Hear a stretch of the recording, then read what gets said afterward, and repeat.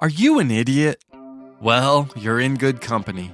There are about 8 billion idiots on this planet, and that number grows every day. Don't be the guy or gal that says, "I'm not an idiot," because that makes you the biggest idiot of all. We all have our moments of brilliance and our moments of idiocy. Embrace it, folks. Don't be ashamed. Without those idiot moments, we would never be able to appreciate our brilliance. Welcome to I Love My Idiot, a podcast about the idiots we love, the idiots we loathe, and the idiots we can't seem to avoid. You can follow us on Facebook, Instagram, and Twitter. Visit our website at ilovemyidiot.com. Welcome to another episode of I Love My Idiot. I'm your equal host, Clyde November. And I'm Rosie November. And we're so grateful to have you listening to us today. Before we kind of get into our episode, I want to give a shout out to all of the people who are essential and still out there working. These are like our construction workers, our plumbers, our road workers, people who are keeping our infrastructure alive. Thank you so much for staying at work because you're keeping our nation working. Exactly. And man, I was driving by road construction yesterday and I just thought, dude, there are people like Clyde sitting at home in their pajamas right now. And here are these road workers out here just like working their tails off. Doing the Lord's work. Exactly. And also a shout out to every person who works in a store right now. Like seriously, you guys have the worst jobs and you're having to deal with more customers angry in your faces probably than everybody's ever before. Grouchy at the store now. It's crazy. It's so crazy. But thank you. Thank you for being essential and for, going back to work. I also heard a great story the other day about a doctor who's been out of retirement for a long, long time. He decided to go back to work just to help these hospitals that are needing extra staff. So there are people coming out of the woodworks to help and to be a part of everything. I've been hearing a lot of stories like that. I've been hearing about breweries that instead of producing booze have turned to hand sanitizer. I've heard about paper companies that have started making toilet paper just to help support people and the needs that we need right now. Yeah, one of my clients is actually a bakery and they have turned it around to where that they used to do just donuts and things like that. They've actually started making bread and giving it. So every time a person comes to their bakery, they give them a couple loaves of bread. Oh, wow. And then on top of it, they've started making pastas and stuff that they've never made before. So instead of just taking this and being like, yeah, we're just going to go belly up and, go indoors and we're not going to work because we don't have enough people coming into our place, they've just totally re-envisioned their company to be doing things that are helping make the community better. So it goes to show the human spirit. Dude, you know what I mean? Yeah, we're resilient I know. As human beings. It's incredible the things that we can do to help each other out and to be there for each other. And so anyways, thank you guys. Thank you for being essential and for making the world a better place. You are making a difference. I know that your jobs are shit right now and stuff sucks. But I just want you to know that Clyde and Rosie recognizes that what you're doing is fantastic and amazing and that you're making the world a better place. That was amazing, Rosie. It's true. What a rant. I had no idea that was coming. Rosie is quite the public speaker. It's so true. Well, I don't know about that. Man, there are a lot of people out there doing a lot of cool stuff. Speaking of cool stuff, I consider us to be essential. You do? Yeah, because we're podcasters, right? And right now, people need comic relief, right? Oh, yeah. People need entertainment. Yeah, they need to get away from whatever's going on in their minds. They need to get off of Twitter. They need to get off of all of the social media that's telling them, ooh, how many people died today? We're all stuck on that stuff, right? Like, we're all looking at it. We're all obsessed because, it's a serious thing that's going on. But we are essential in the fact that we bring something different to the media that they are listening to. Yeah, a way to take your mind off of things. That's right. Since this has all happened, our viewership has actually increased. So I think people are telling other people, hey, you got to check out Clyde and Rosie. So thank you to all the folks out there who are telling other people about our podcast. We've had amazing success and more viewers because of you. So We love you guys. That's right. Keep spreading the word. You are some of the idiots that we love. You did mention that people keep looking at Twitter to find statistics and all this scary stuff. When I look at Twitter, I'm just reading about Tiger King. So I don't know what you're talking about. Well, I don't know, Clyde. You watch some weird stuff. It's not weird, and everybody's watching it. Like, you got to get on Twitter and see everybody's talking about this show. Yeah. Rosie refuses to watch it, and it's full. She's cutting clips here and there while I've been watching, but... We also have seen some interesting things happening kind of in our time zone, I guess we can say. So about a month ago, there was an earthquake in Salt Lake City, and then Boise, Idaho had an earthquake. So we have friends in both of those areas, and man, it's been crazy. It's so funny because I was talking to somebody the other day and they're like, listen, we can handle being laid off. We can handle coronavirus, but you can't add a natural disaster in there too. So all those folks who are picking themselves back up despite not just what's going on with health and welfare of human beings, but also there are still natural disasters happening out there. Man, and people are picking themselves up and they're just doing a kick-ass job. Yeah, it's another box to check off on your apocalypse bingo. So congratulations to those people that lived through it. Our hearts are out there to you, for sure. Exactly. So another exciting thing is it's our 40th episode of the podcast. Did you ever think we'd make it 40? No, like seriously, I didn't know that we would make it 10, right? Like I wasn't sure how many things that Clyde and Rosie could talk about, really. Yeah, I didn't know we'd make it to 3 after the technical difficulties we had in episode 2. Yeah, I know. It's been fun. It's been a real test of perseverance, but once we got going, I feel like once we hit momentum, we just really started rolling. Yeah. You know? So I was talking to my dad yesterday, and he is actually up to date on the podcast. Oh, nice. I know. It's pretty cool. And hi, Dad. We love you. Yeah, seriously. I have to do a shout out to my dad. There just are not very many people on the planet who are as awesome as him. Like, he is so amazing. I know. It's like him, me, and no one else. So... I adore my dad. Anybody who knows me knows that I adore him. Now, we talk a lot about me growing up with a single mom household. That was not my dad's fault. Like, I adore that man. So I know he's listening and I want him to know I love him. There's no doubt in my mind that you love him because you somehow seem to bring him up in almost every conversation we have. It took a long time for you to like live up to that standard too, because I'd be like, well, if my dad was here, he'd just fix it. Would you say I ever have lived up to that standard? No. Like, I'm awesome, but in a different way. Like, your dad set a very high bar. It was so funny because growing up, I would be like, wow, Dad, I can't believe you fixed that. Because he's a fixer, right? Oh, yeah. He's a mechanic. He's just very good at anything mechanical, right? Anything that requires your hands. Yeah. I honestly think that if he hadn't had kids, he would have probably gone to school and become a full-out engineer. Like, the man is really smart when it comes to how stuff goes together, right? You talk to him, he's a hickabilly from the mountains. Like, let's be real. Like, the guy's got, a beard, but he's a brilliant fixer. And so when I was a kid, my dad would always just fix everything. Something was broke, you take it to him. Like, the toaster, for example, broke one time. Took it to him. He did some things and all of a sudden it worked again, right? He changed a coil in a freaking toaster. Like, who does that, right? Well, when I was a kid, he'd say things like, someday, honey, you're going to meet your husband and he's going to do all of this for you. And then I met Clyde. And then you met me. And you know what? I didn't even know a toaster had a coil. So thanks for that story.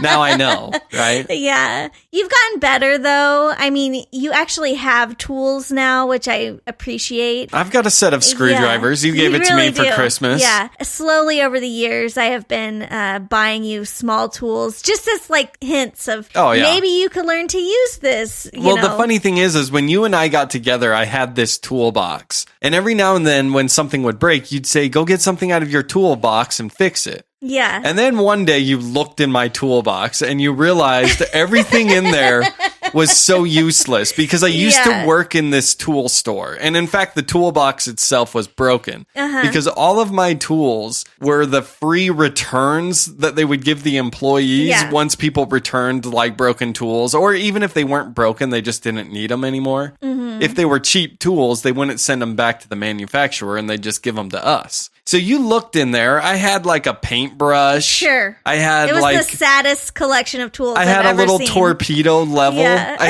had a fancy pair of tweezers, which I still have. Yeah. They're like the size of, I don't know, a hot dog or so. I'm like, who needs tweezers this big? But I got it. Yeah. And then I had a really cool socket set, except that the tool that you use to actually turn the sockets, that wrench part, is broken, right? So, no, bunch of sockets, no wrench, but, whatever. Yeah, it's been good, though. I didn't marry you because you could fix stuff. I married you because you were intelligent, and I liked having conversations with you. Like, let's be real. I am intelligent. What can I say? There was a time I used to think I was smarter than you, Rosie. I know. Like, here's the funny thing. So when Rosie and I were first together, we were going to school. I mean, obviously, I'm a teacher, right? So I've got school figured out. I was better at being a student than Rosie was. And so sometimes... You were better at being a student? I don't think that's the case. I think you were better... Oh, I knew how the system worked. Yeah. Right? Like, I figured out how to get good grades without putting in a lot of work. That doesn't make you a good student. Rosie is a grinder. It's like the time we took the math class together. Rosie gets a 94, I get a 93. So she's bragging that she's like, I outdid you. And I'm like, dude, you put in hours a week practicing. I did none of the homework. I just, took the tests and this is what I got or whatever. Yeah. So in my mind, I was like, clearly I must be more intelligent than her. Right. And then we graduated and then suddenly the value of how good you can do in a class has no bearing on your life. And all of a sudden I started realizing like, Rosie's really good at real life. Yes. I was good at college. Rosie's good at real life. Like, she has a very high social intelligence. Social intelligence, not my highest thing. A lot of times people will say something to me and I just sit there and think like, how should a normal person respond to a question like this? And people are like, did you hear me? As I'm sitting there thinking like, what should I say? What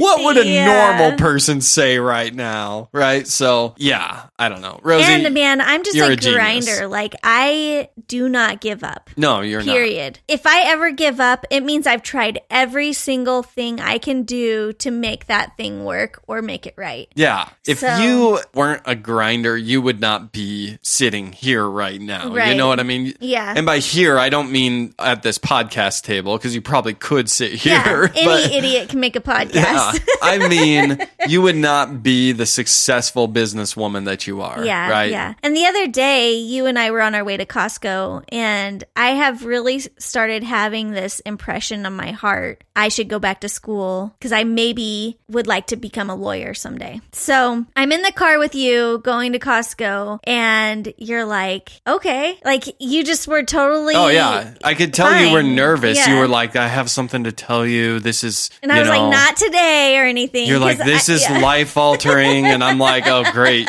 She freaking cheated on me. Whatever. I'm gonna have to find the man. And I'm like, I hope she didn't contract coronavirus during it. And then she's like, yeah, I want to be a lawyer. No, I'm joking. I didn't actually think she cheated on me. But there was something I could see it was weighing on her. And then she said, part of me feels like I would like to be a lawyer. Because with your job, you interact with a lot of lawyers. Yeah. And a lot of times you know their job better than they do. And so Rosie's the genius that's I've met a lot of knucklehead lawyers. She's the genius telling the experts how to do their jobs. Yeah. So she's like, maybe I should actually be a lawyer. And she's like, it would require going back to school, which could be a lot of strain on the family. And I was like, screw it. Let's do it. Let's sell the house. Let's I'm not sell there the yet. car. I'm ready. Let's do this. I'm still processing. I just think it might be a next step, you know? Yeah. I'm always looking ahead. This is just my personality. I'm always looking at what's the next thing. I don't know. I think maybe that's a good goal for when I'm in my mid 40s. Sure. Maybe that could be my second career. Because I love my job now. I absolutely love what I do. And so I don't want to make any changes for a long time. But yeah. I do think it's something I could do. Like Claudia right now, shout out to Claudia. She just got into a doctoral program. So congratulations, Claudia. We are so I cannot wait proud to of start you. calling her Dr. Yes. Claudia. It's going to be so awesome. But she's going to become a doctor. It's really exciting, right? I mean, she will not be able to do medical procedures. I mean, she'll be the dumbest doctor anyone ever has met, but... But we will call her Dr. Claudia. Yeah, but she's doing that, and she's like, how old is Claudia? I don't want to say her age. Here's what I'll say. She's in her 40s, I'm right? in my mid-30s, and she's 11 years older than me. So... Yeah. So anyways, she's doing that, and she's in her 40s. So I feel like when I'm in my 40s, I could go back to law school, and it would be fine. Congrats, Claudia. Yeah. You inspired Rosie.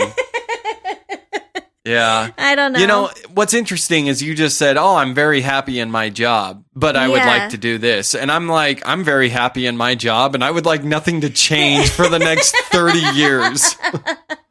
So exactly. I want none of my coworkers to change. I want none of the standards of teaching to change. Nothing. But here we are, teaching from home now, and everything has changed, and now my life is in shambles. Not to over-exaggerate it, but, you know. Your life is not in shambles, Clyde. You're fine. Here's the thing, guys. Clyde has a real problem with working from home. He is not built for this. So it's really funny because 3 years ago, I had a small period of time where I was working from home. Actually, it was more than 3 years ago. Holy cow. Dude, time is like so bonkers right now. It was like 2015, right? It's like my brain wants to explode. Like seriously, like time is in this weird time warp. And I swear as we get older, time is like going so freaking fast. I used to be so good about being like, okay, that was in 2005. That was in 2006. Sure. Now I'm like, that was in the haze between the time my children were born and right now. Like, exactly. None of it makes sense. Like, I almost feel like a little toddler who has no concept of time anymore. Yeah. Seriously, life is so weird. So anyways, 5 to 6 years ago, I worked from home. And Clyde would come home and he'd be all grouchy with me. Like, you were here all day. Like, you don't even know what it's like out there. And I'm like, shut the fuck up, Clyde. Working from home sucks. And you have no idea what my days are like. And he just thought his envision of me working from home was, oh, she watches Netflix all day. She never gets out of her jammies, whatever. But that is not what working from home is like. It is really hard to have work-life balance when you work from home. So Clyde, why don't you tell the world that you're sorry for being a real jerk 5 years ago? I will not apologize because here's the thing. I would come home after a long day of work. I would get on Netflix. And it would say, do you want to continue watching this? And I'm like, I knew you were watching something. And then Rosie would be like, well, I had it on in the background. I wasn't even paying attention. No. And I'm like, I don't buy it. Right? So I feel justified, but... What? Are you freaking serious? And by long day of work, you act like you were out like moving... I was moving logs, people. He comes home all greasy from, oh my moving gosh. vehicles and I tell you what, engines. I've had some students that make your life feel like hell, okay? There's times I would take the greasy moving car parts or whatever over certain classes I've had. Right. I couldn't even imagine you working in a dirty job where you had to like lift stuff. Well, this one time... I was desperate for a job and I had this job interview. This is the closest to like a mechanical job I would have ever had. But it was for a warehouse that makes parts. Yeah. And basically I had to measure whether they were the right size, right? And we're talking down to like a tenth of a millimeter. Like if it was a tenth of a millimeter off, it was defective. Now, I don't know if you know me and my attention to detail, but it's not good. Like this would have been a terrible job for me. But, you know, when you're desperate for work, you'll apply for anything. So yeah, no, mechanical type jobs, not my thing, right? However, here's the thing. Now I'm working from home and I have to admit, I do have to eat a little crow. Yeah. Right? Because Rosie Eat it, Clyde. Oh, yeah. Well, here's the thing. I work in a job where I'm constantly on my feet, right? I'm constantly moving from student to student, desk to desk. And then we have to take them down to the cafeteria, take them to the PE, take them to music, take them to library. And then I have recess duty and you're not allowed to go out there and just stand. They want you pacing back and forth so you look like you're like interacting with kids out there. And I'm constantly walking, right? I have a step counter. My step counter by the end of a workday is at 25,000, which I am convinced is higher than the normal adult. And so it's the only thing that keeps me from not becoming like an obese Right. I have noticed in the last 3 weeks that you have a beer belly and you don't even drink beer. And here's the thing. I had started my no-eat diet. Yeah. I'm off it, guys. I totally blew it. It's hard because I start making lunch for the kids because the kids are home. Yeah, all I know is that we go out for essential groceries and it's like 3 packs of Oreos a week. Oh, yeah. And that's me running out of Oreos by Thursday. Right? Hey, my job is stressful, people. I have to sit in front of a computer and have a meeting. It's hard work, okay? I saw the funniest meme yesterday. It was of this mom who's working from the computer. She's got headphones on. And her kids are tied up with like tape over their mouths, like on the floor. But yeah, no, it is hard, right? Working from home is hard. Oh, yeah. And the interesting thing is when I was working from home, I mean, we had little babies. So it was really hard because I would sometimes be nursing a baby and working and, you know, doing all of these things for work, all while I'm in, yes, the comfort of my own home. But man, it was so freaking stressful, you know? And then when you take a call, you're worried they can hear like the kids in the background and or the dog barking. Which I was in a meeting and I didn't even think about that Tarly was in the background crying because he was in his kennel, you know? Yeah. So everyone, we don't hear those sounds. Oh yeah, right? I didn't even notice it. And everyone in the meeting is like, "Is that your dog?" And then I'm like, "Yeah, hold on." Kids, get that dog! And they're like, dude, mute your mic next time. I'm like, I'm sorry. Exactly. Oh my gosh. Somebody was on a video call and they actually took the computer to the bathroom with them. I heard about that. Dude, that kind of thing goes viral now. Like, remember the good old days when simple mistakes, it was just you and the people that saw it laughed about it. Now it's like, hey, let's post that on the internet. Yeah. I worked for a bank, over a decade ago. I was a personal banker. I wrote mostly mortgage loans. We would have these morning calls and you would always hear people like brushing their teeth or flushing a toilet. Sometimes you'd hear people like in the shower. But the funniest thing happened the other day. We were on a conference call and somebody actually put us on hold. So then all we could hear in the conference call was the hold music.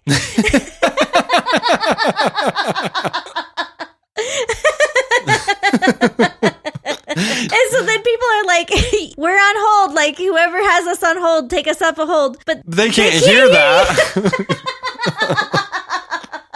So finally we had to shut down the whole call and like reopen it because it was like elevator music, like oh my goodness. Beethoven type stuff in the background. So yeah, working from home brings all kinds of unique, new Were you ever able to get to the bottom of who had done it? No. The thing is I work for a very, very large organization and we're still, I mean, most of us are still working. There are certain parts of the country where everything has been shut down. And so those folks are working from home because they have no choice, but just because everything's closed, right? There are certain parts of the country right now where nothing in the town is open except maybe a grocery store and you can't even go in. You have to like pick up your stuff outside and stuff like that. So those areas, my coworkers are working from home and those are the areas where we're finding the more of these sort of work from home experiences happening. It's a big company. I mean, when you have like 100+ people on a call, it's hard to get down to the bottom of who put us on hold. You know what I mean? And no one's going to own up to it. Exactly. Yesterday, I was on a call and somebody was like yelling at their daughter. They're like, Laura, knock it off. Like they thought we were on, mute, but we weren't muted. So yeah, stuff like that happens, I think, more and more when you work from home. One of my favorite videos all time is of that congressman who was like having a call and the baby like strolls in. Oh yeah. That was a reporter on like the BBC or something like that, working from home, and a girl comes in dancing, and then the baby comes in, and then the frantic maid comes in after trying to pull these kids out. That was hilarious. The cutest thing ever. So, I have learned a lot over the years because I did have a work from home job. So it's really funny when I was setting up my home office here because there is an opportunity that I may be working from home. Depending on what happens with our current environment, we're not trying to mention it on the podcast, but there's things going on in the world, guys. There are opportunities where I may have to work from home. Well, I turned my desk so that my back is facing a wall, but it looks funny in our dining room for that to be set up like that. And you were like, what are you doing? And this totally messes with the flow of the room. This is before you were working from home. And I was like, just trust me. If you're working from home, you want to know what's going on behind you, So yeah, you just sort of make your environment work for what you have to do. Noise canceling headphones and speakers are important. Well, I wake up now 5 minutes before I'm supposed to start my work day. I go down with my Denver Broncos hat on and my pajamas, yell at the kids to be quiet, and then I pop on my conference call, right? Mm-hmm. And I don't know. Everyone is pretty much in the same boat as me. Everyone looks like crap or whatever. And it's all like digital and stuff, but I don't know. I was expecting to kind of put on Netflix and work, quote unquote, but I find it's far too busy. And some of the tasks the school district has us doing, it's brutal. I had to call every single family, and I have 33 students in my class, right? Mm-hmm. And I hate talking on the phone. I have one phobia in the world, and it's talking on the phone. I hate it. Right. So, that was a lot of stress. But the thing I'm really noticing is that my body is breaking down. And who would have thought that doing no exercise and just sitting in a chair would make you feel like garbage? But I'm a couple days in now, and I am so sore. Like, I cannot move right now. I feel like, though, we're inching you closer to go on my daily jog with me. We might. I have been asking Clyde for a year to go on my daily jogs with me, and he hates running. Like, I do. I used to have to run all the time in the Army. And every time I would run in the Army, I'd sit there and think, okay, how many years do I have left in the Army? Yeah. Okay. And then I'm never going to run again. I'll go for walks. Yeah. I'll exercise in other ways. I just hate running, right? I know. But I started wearing my step counter. And as I told you guys, 25,000 is a normal work day for me. So yesterday I wore the step counter. At the end of the day, I was at 14, which was not 1,400. 14 steps. I don't think your step counter is counting every step, though, because there's 14 steps just to get downstairs from our house. That was all I stepped. I sat in the chair literally the whole day. You didn't feed our kids? I would be like, hey, Rex, go throw the chicken nuggets in. Seriously. I had to work. And this is... You cannot abandon our kids while you're working from home, Clyde. Our kids are amazing human beings, right? And here's what I actually did. I created a schedule. I said, look, these are the things you got to do. I need you guys to be self-sufficient because I've got a lot of stuff. And hopefully once we get used to working from home, everything kind of settles down. But right now, it's freaking chaos. No one knows how to teach from home, right? Mm-hmm. And so they're trying to figure out everything. And I don't know. It's baptism by fire right now. That's what I'm dealing with. So, which is okay. And honestly, the stress I'm feeling, I think is probably minimal compared to what some people are feeling. So I'm not complaining about my stress, right? It's just different. Yeah, try actually having to go and work in the public right now. Yeah. people are like struggling and it's hard. Like I come home every day from work and it's just like a bulldozer just was riding me all day. After running you over, they throw it in reverse and back over you. Yeah. Just be grateful that you're home with the kids and that you guys are safe. I mean, I think it's smart. I think it's smart to have you guys work from home because kids are like little germ carriers. Oh, yeah. Well, when word of the coronavirus first came to America, back when it was like just in, the big hubs, Seattle, New York City, that type of thing. 3 weeks ago. Yeah. I was back in the olden days, which, by the way, March was the longest decade of my life, by the way. I know. March was a long Oh, my month. gosh. Seriously. Holy cow. Yeah. When you'd go to these parties and hang out with people, you'd go to a luncheon or whatever, and people would be talking about like, oh, well, hopefully we're not exposed, blah, blah, blah. And I kept telling people, I said, I work in a school, so I'm going to catch it. And that's the thing. Every time there's anything, I always catch it. Yeah, if there's a flu bug, I always catch it. They knew what they were doing by shutting down the schools because you haven't caught it. No, so you've been I haven't. good. This is like the first thing in the history of my teaching career that I actually haven't caught. So. Yeah. Because we had the real actual flu over Christmas break, and that like almost killed us. Yeah, flu B, as it was called. It was horrible. Yeah. Yeah, it was not fun. And our son Rex was like hyperventilating, couldn't breathe. Yeah, it was bad news bears. But yeah. We got through it. I don't know. Interesting time working from home. Yeah.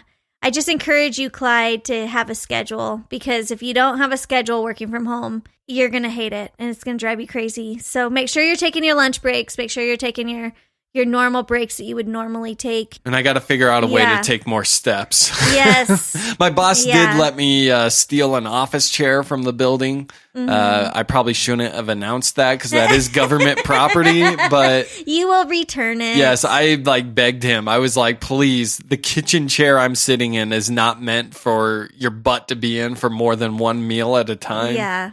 Clearly. I know. And in the podcasting, I know people think that we probably have this incredible studio. We're literally sitting on fold-up chairs. We've got a card table. Yeah. So it's not fancy, kids. Yeah, it's not fancy. We spent all our money on microphones and stuff like that and paying Andrew, right? Yeah. So we couldn't afford the nice furniture for this podcasting room. But here's the funny thing, though. Sometimes when we sit in podcasts, by the end of it, we've been sitting for 2 hours. Sure. And there are times where once it's time to be done, we stand up and our bones are cricking and muscles are sore and stuff. So it really is amazing how much movement is good for your body. Mm-hmm. What kinds of stuff you been Googling, Clyde? A lot of stuff about Nicolas Cage, actually.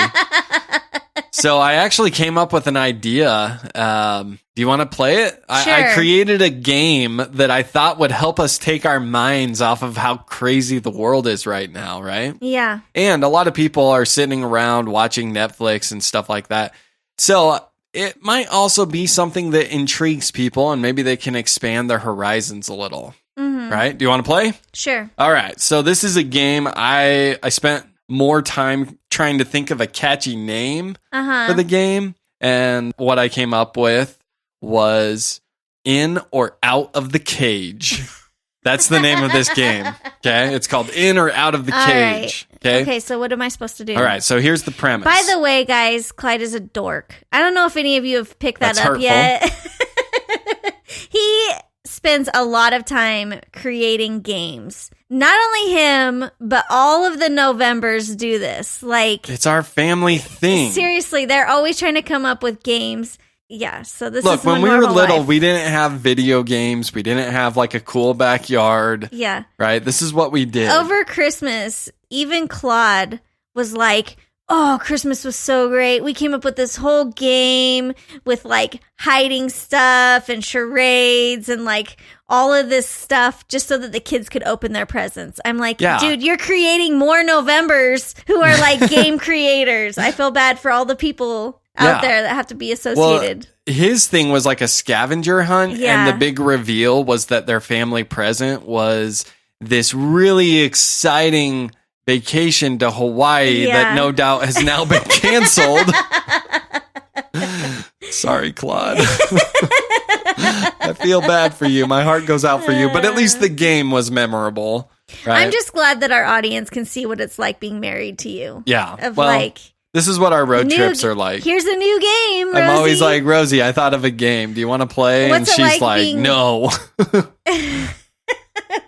What's it like being married to somebody that doesn't Well, like here's games? the thing. You like a game if it's like Monopoly. You'll sit down and play. You don't like these Monopoly, made up like talking games, No, though. I like games that make me think, like Settlers of Catan. I love that. That's a great game. Yeah. Ticket to Ride. Like games that are like strategic and you have to actually think.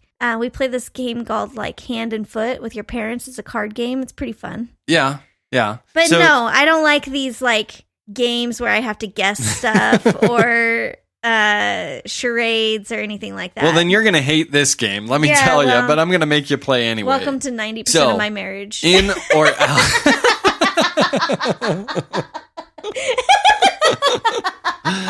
That 10% is what keeps us going. Dude, I've never been more hurt in my life. All right. So, in or out of the cage. That's my fancy like announcer voice, right? And just for shits and giggles, I might like superimpose the music in here. No. So, Clyde, start music, I have gotten so many complaints about music being added to our podcast. People don't like it. People right, do not fine. like it. Fine. All right. Turn the music off. Okay. All right. All right. So here's the premise of the game. I think we get it. We're either in or we're out of the cage. I have looked up. You don't even know what the cage is. All right. I have you looked said Nicolas up. Cage earlier, so I'm guessing that either he's in a movie or he's not in a movie. Yes. So I have looked up the names of movies and the description of the movie. I'm going to read it to you, and you have to tell me, is Nicolas Cage the star of this movie? Not just in it, but he plays the leading role. Fine. Right? Because as we all know, Nicolas Cage, once a highly renowned actor, something happened to him. I'm not sure what. But, did you know Nicolas Cage has an Academy Award? Yeah, he's awesome. I love the guy. Favorite Nicolas Cage movie? Gone in 60 Seconds. Really? Yeah. Over Con Air? Yeah. Dude, we watched Con Air like every time it was on TBS. We would watch it over and over and over. I don't know why. I just like that movie. I think it's because he's just such a badass in that movie.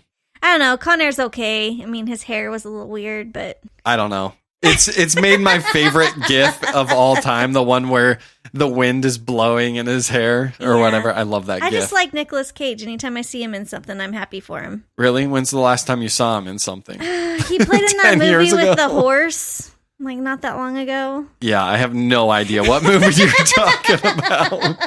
All right, let's begin. In or out of the cage.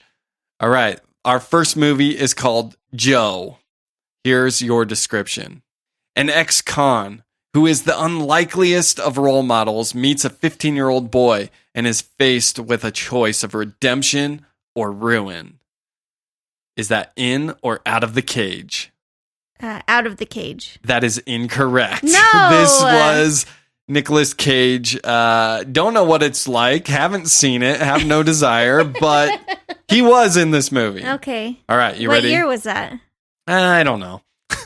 Was I supposed to write down the years? I wrote all this down, Rosie. Oh my gosh, Clyde. I'm sorry. Whatever. It was like 2015. But I did look up a review on that one. You know that Siskel and Ebert guy, but I think it's whichever one is still alive. He said that it's surprisingly actually a really good movie. So go out and watch this. Well, Cage is in it. Anything he's in is somewhat good. That's questionable.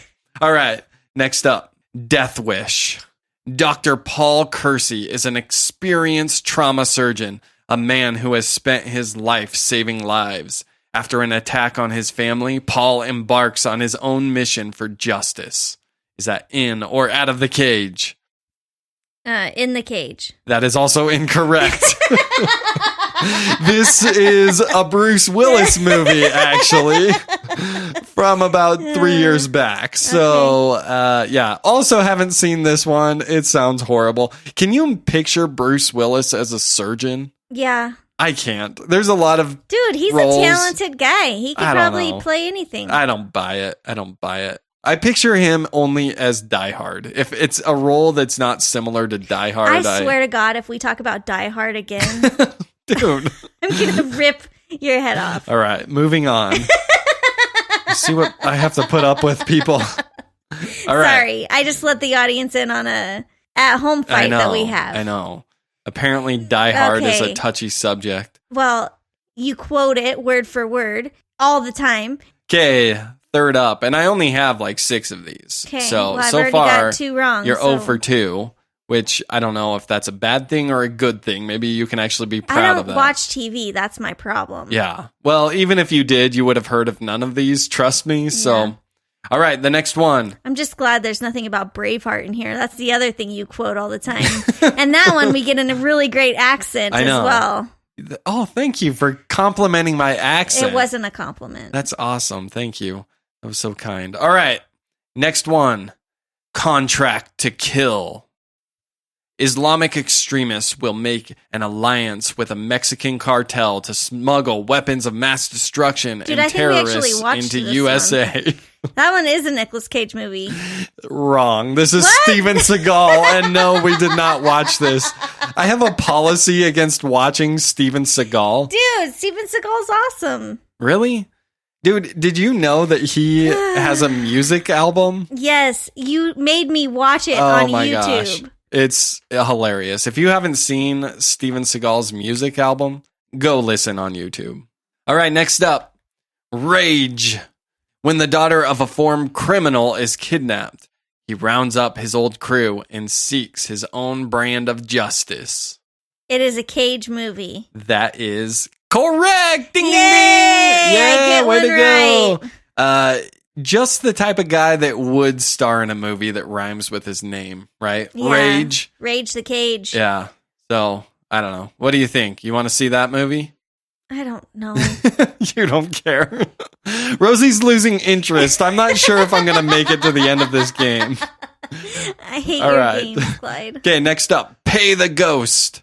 A professor frantically searches for his son who was abducted during a Halloween carnival. Is that in or out of the cage? Out of the cage. That is incorrect. Oh, that one is in gosh. the cage. In the cage. All right. 2 more. Swelter. That's just a horrible movie name. Swelter. 10 years after their casino heist, 4 escaped convicts trace their former partner to a deserted town where he is now a lawman with no money and no memory of his criminal past. Wow, that one actually sounds cool. Is that a Cage movie? Is it in the cage or out of the cage? Out of the cage. That is correct. Ding, ding, Whoa. ding. All right, she's 2 for 6 right now. All right, that was actually a and Van my amount Damme. of caring is still 0 Yes. out of 6. Okay, now, to end this one, I went with a movie that was a little more mainstream. This is a movie I've actually seen. The only one on the list I have actually seen. It's called Matchstick Men. A phobic con artist and his protege are on the verge of pulling off a lucrative swindle when his former's teenage daughter arrives unexpectedly. Is that in or out of the cage? In the cage. That is correct. Ding, ding, ding. Dang. How many did I get right? 2? You got 3 right. 3 out of 6? Out of 7. Oh, Sorry, I miscounted earlier. I knew there were 7, but I knew if I said 7, you'd be like, I'm done. Oh my gosh. So I kind of misled you there. But, so this was in or out of the cage. Game created by Clyde November. Well, that's another 20 minutes I won't get back. Rosie, you've been married to me for 12 years. This is a 12 years you won't get back. So yeah. And the idiot just remains an idiot. You know, I keep trying to refine you. Yeah. It's not working. There's no recovering, you know. I've reached a certain level. It is what it is. You know, we mentioned this on Facebook, but I know not all of our fans that listen to the podcast see everything we do on Facebook. So I think now is a good time to tell them about the exciting anniversary we had recently. Yes. Yeah. We had our anniversary. So 12 years together, Rosie. Do you have... No, 12 years married, 14 together. My bad. Do you have... Trust me, I count every day. Rosie, this is like in those old-fashioned sailor movies where Christopher Columbus is like trying to find America, and they like are doing tallies on the wall. Chris Pine for a second. And No, we don't talk about Chris Pine on the podcast. Screw you, Chris Pine. Dude, if he was in this movie, that'd be awesome. He's not, all right? It's know. an unattractive male that looks like Christopher Columbus, all right? Anyways, back to the point. They're like marking tallies on the wall to know how many days it's been. Yeah. That's Rosie with our marriage. Just counting them till I die, That's you know? right. So, any highlights from our 12 years you'd like to bring up? Any favorite moments of your life with Clyde? I don't know. I mean, it's kind of interesting that we celebrated our anniversary in the parking lot of a Panda Express. Yes. We finally reached the point in our lives where we can afford to actually have nice anniversaries, right? I had this big plan to go to this new Italian restaurant we haven't tried yet because they do offer a gluten-free menu, which is hard to find these days. Especially for Italian, right? Yeah. And that didn't happen. So instead, we had to find something that was like a carry-out type food. Panda Express it was. There we go. And then we ate in the parking lot before it could get cold. Good thing I'm not high class, you know. I'm pretty easygoing, actually. Hey, I thought that Panda was high class. I mean, that's the first time we've eaten out in a while. I know, and you let me get egg rolls on the side, which, like, usually you don't let me. Usually, I mean, I'll let you. I'll just make you feel a little bit of guilt, but not this time. Yeah, no. And I actually got to have, like, a Diet Coke with it, so. I got you a large, too. I know. So normally, the small. Usually it's just the 2-side entree and water. Yeah. That's what Clyde allows us to eat because he's very cheap. If anybody knows anything about Clyde, he likes Bigfoot, he likes the Denver Broncos, and he's cheap. Not that I like Bigfoot. I respect him, all right? Yeah, those are 3 things. Oh, yeah, and he wears weird socks. No, I mean, I think we've had a lot of cool stuff happen in the last 14 years. We had a lot of kids. Yeah, I don't know. We've watched each other grow and like become adults. I don't know. When we got together, we like had no idea what we were going to become. You know, we were just working towards something, but I don't think you ever know when you're that young who you're going to be. So we figured that out together, and I think that's pretty cool. Yeah, and here's the thing, though. When I was young and, proposed to you, there were traits about you that I really liked, but I didn't even know what traits to actually look for someone that's going to make a really good partner. You know what I mean? And I'm kind of disappointed that my dad never told me, like, these are the traits that are important, So I was just kind of figuring it out. But for you, I was like, Rosie is so fun to play with. She's so fun to hang out with. And Rosie likes some of the same stuff I like. And Rosie is so beautiful. So I'm going to make her my wife. Here's what I'm going to tell you, people. Yeah. If those are the traits the person has, don't marry them. And I'm not saying because those are bad traits. Those are just not the things you want to look for. Those better not be the only thing, right? Yeah. Because here's what I started to figure out. And I got really lucky with Rosie because Rosie has traits that I didn't even know she had, and I didn't even know I was supposed to look for, right? Yeah. So what I'm always telling my kids is the girl you marry better be a hard worker. Yeah. They better have a lot of ambition, right? These are things that are important. And I know people that married the hot wife, but she has no desire, no drive, no ambition. Yeah. And it leads to a pretty crappy marriage, Sure. And so I just wish I married somebody with more ambition.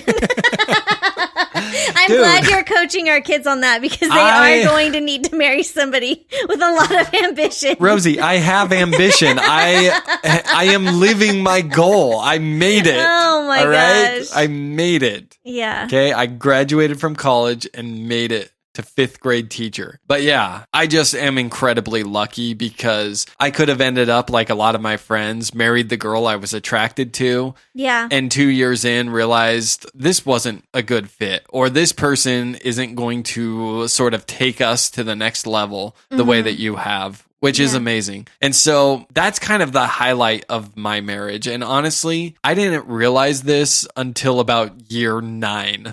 Like this hit me about 3 years ago that I was like, oh my gosh. Because I would say it was about 3 years ago when a lot of my friends' marriages were falling apart. Yeah. And they were all falling apart for the same reason. Because one of the people in that marriage, not necessarily saying it was always the wife, sometimes it was the husband, but one of the people in that marriage was lacking one of those qualities that makes for a really good partner. Yeah. Marriage sucks sometimes. Like it just does, I also think what?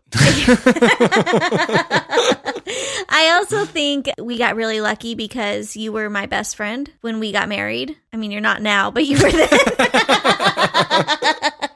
I'm just kidding, Clyde. You're still my best friend. Just due to a lack of options.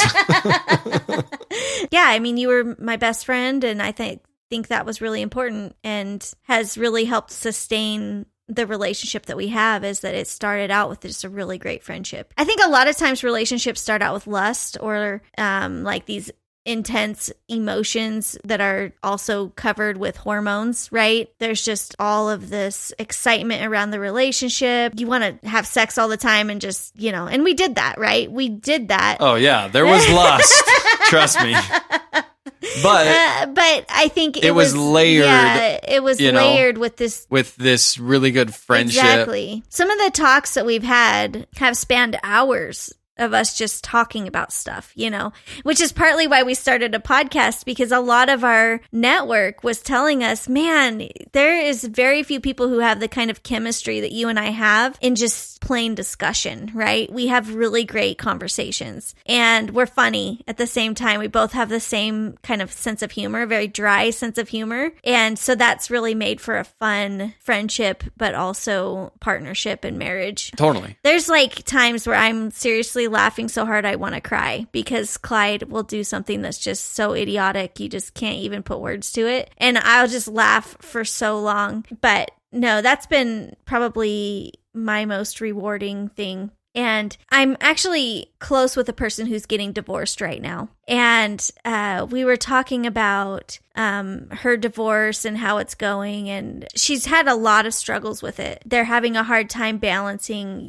who gets the kids, when they get the kids, all the things that go on with splitting up an entire lifetime together. I asked her the other day, I said, well, do you think that you'll still be friends, after the divorce? Do you think you'll still be friends? She's like, no. She doesn't think that they could ever be friends. Like, it's unreconcilable, right? But they'll co-parent and they'll, be mutually involved. Yeah. And, they'll talk about things that they need to talk about, but they're not necessarily going to be great friends, right? I think that if you and I if this thing doesn't work out, some girl sweeps you off her feet because she loves playing games with you and stuff. I don't know. And if you decided ever that was like, okay, it's not working out. And okay, if anyone's leaving, you're the one leaving, clearly. I would hope that you would still always be my best friend. Oh, yeah. Like, my plan in life is for Clyde November to be my best friend until the day I die. Whether we're married or we're not married, I will always consider you to be my very best friend. Well, and this may sound weird. We're not ever going to get divorced.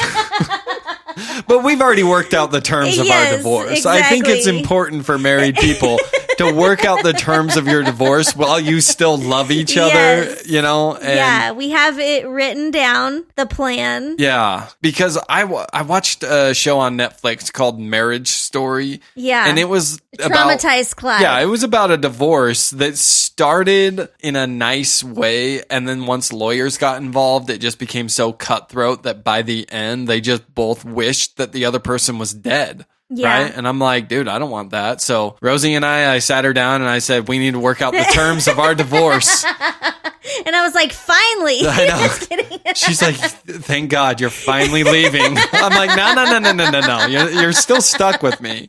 I just want to know, like, what do you want? What do you, Yeah. I was like, all right, you take the kids. And she's like, no, you take them. No, I'm joking. No, I think we're planners. What can I say? Oh, yeah, we plan for every possible outcome. I have Do you think you'd still want to have a podcast with me? Oh, yeah. If we were divorced? Yeah, it's a big part of my identity now. What would we call?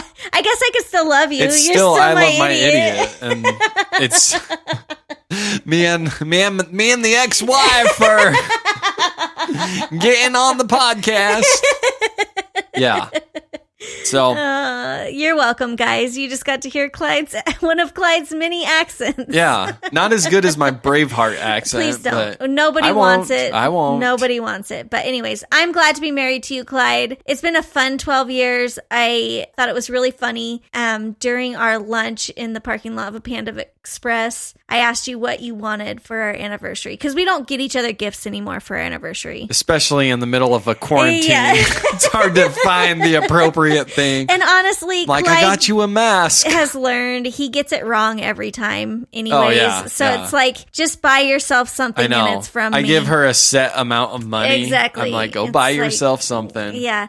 So it's fine. It works for us. But I asked him in the parking lot of the Panda Express, what do you want for our anniversary? And all you said is another 12 years. That's right. Yeah. If I can get 12 more years, I'll be in good shape. It would be great. Rosie, what I really want is just to be happy. I will be your best friend till the day you die.